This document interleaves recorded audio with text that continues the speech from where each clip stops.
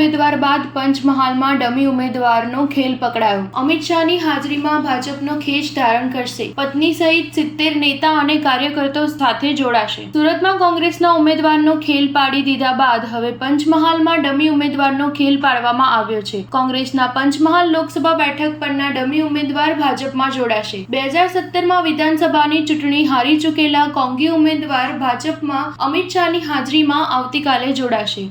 રાજકોટમાં પણ ટિકિટ માંગનાર ઉમેદવાર ભાજપમાં જોડાશે। મળતી માહિતી અનુસાર પંચમહાલ બેઠક પર કોંગ્રેસના લોકસભાના ડમી ઉમેદવાર દુષ્યંતસિંહ ચૌહાણના પત્ની રશ્મિતા ચૌહાણ સહિતના કાર્યકરો સાથે ભાજપમાં જોડાશે। કેન્દ્રીય ગૃહ અને સહકાર મંત્રી અમિત શાહની હાજરીમાં ભાજપનો ખેસ પહેરશે। ભાજપ દ્વારા કોંગ્રેસના મૂળિયા સાફ કરવા માટે પાર્ટીમાં કોંગી નેતા અને કાર્યકરોને પાર્ટીમાં પ્રવેશ આપવામાં આવી રહ્યો છે।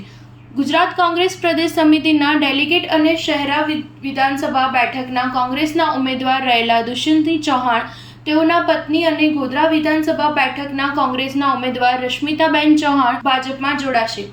દુષ્યંતસિંહ કોંગ્રેસ દ્વારા પંચમહાલ લોકસભા બેઠક પર ગુલાબસિંહ ચૌહાણને ટિકિટ આપ્યા બાદ નારાજ હતા।